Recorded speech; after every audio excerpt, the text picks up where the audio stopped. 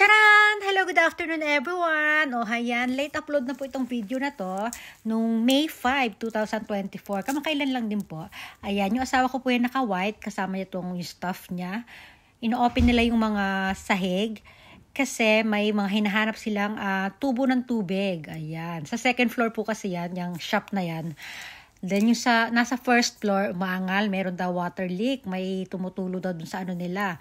So kaya yan, ino-open nila yung mga sahig para makita nila kung saan yung tubo at kung saan yung eksaktong problema ng water leak. O ayan, yung mga gamit natin, yung mga nakakatuwa, yung mga power tools nila. Lagari po yan, circle saw. Tapos ito naman yung ginagawa ni staff niya, binavacuum niya yung pinag-anuhan ng talsik-talsik ng mga pinaglagarian. O diba? O ayan, o ino-open na nila.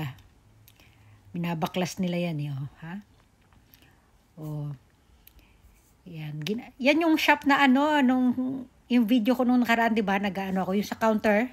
Ayun, yung counter table, yung nilalagyan ko ng barnis or ng oil stain. Ayan, medyo mahirap yung nila, hindi nila makita yung tubo. Ayan, tumawag po sila isang kasama. 3 na sila.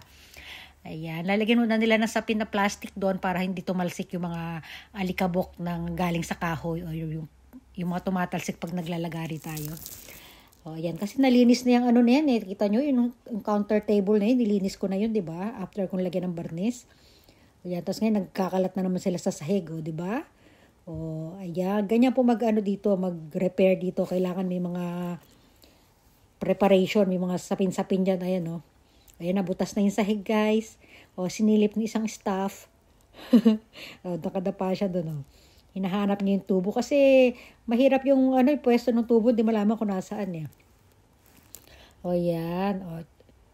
Ano yan yung tawag dyan, yung flooring nila, yung malambot para siyang floor linoleum, para siyang linoleum na pahaba. Ayan. Sila rin nagkabit po niyan. O ito yung another, yung binaklas nila. Ayan, 2 na. O ito, ibabalik. Ito, binubuksan namin sa kabila. Bale, 2 yung binaklas nila 2 part ng sahig Ayan, para makita nila kung saan ba talaga yung tunay na problema. Ayan yung vacuum na malaki. Dahil wala nga doon, ito ibabalik na niya yung yung floor na inalis kanina. Ayan, nilalagyan ng ng asawa ko, glue po ang tawag diyan, glue para sa floor.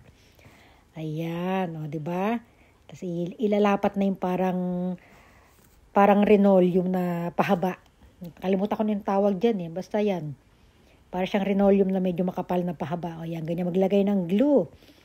O, ang galing ng asawa ko, di ba? O, may exhibition pa yan, O, di ba?